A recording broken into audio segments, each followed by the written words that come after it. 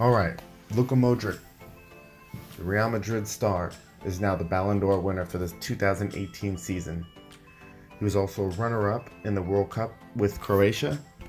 So he's had a very strong year, and some of those highlights are obviously Real Madrid won the Champions League for the third consecutive time. He also had two other stars that were also in that hunt. You had Cristiano Ronaldo as well as Rafael Varane.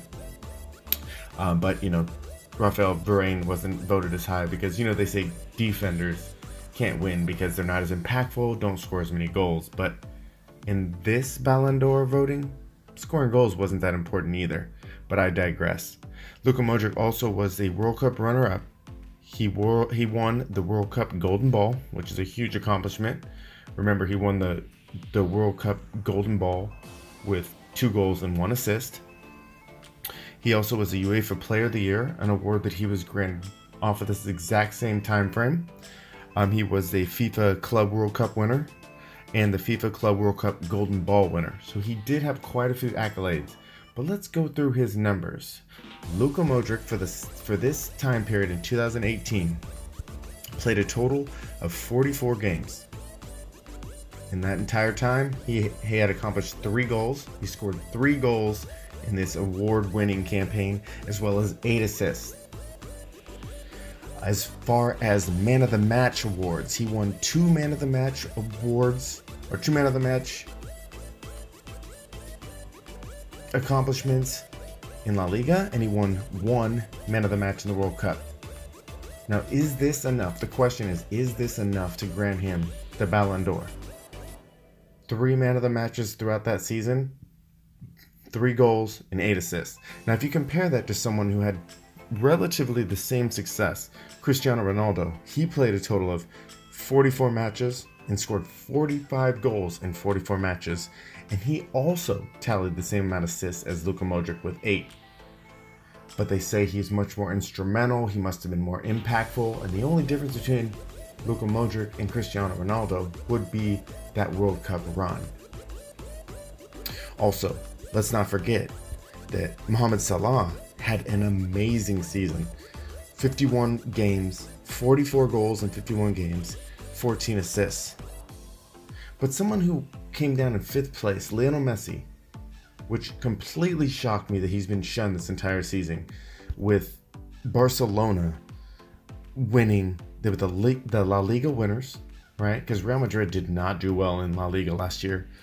They were the Copa del Rey winners. He had the most assists in World Cup. He literally was the Golden Boot winner in World Cup, Spanish Super Cup winner, and he played a total of 44 games. I apologize. Lionel Messi's played in 50 games with 41 goals and 16 assists. Think about that.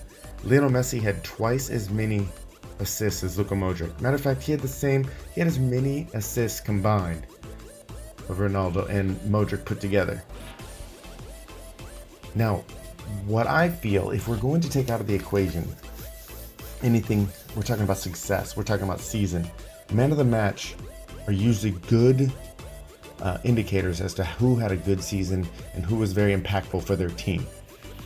Now, Lionel Messi, who plays in the same league as Luka Modric and Cristiano Ronaldo against Real Madrid, as far as man of the matches, in the Champions League games, Messi had 6 man of the match awards, 22 in La Liga, and 1 in the World Cup.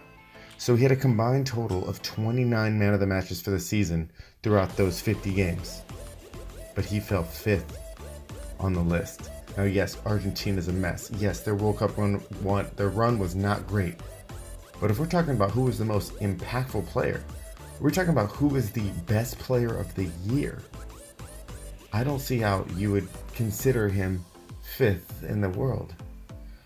So what we have here is a Ballon d'Or winner with 3 goals and 8 assists.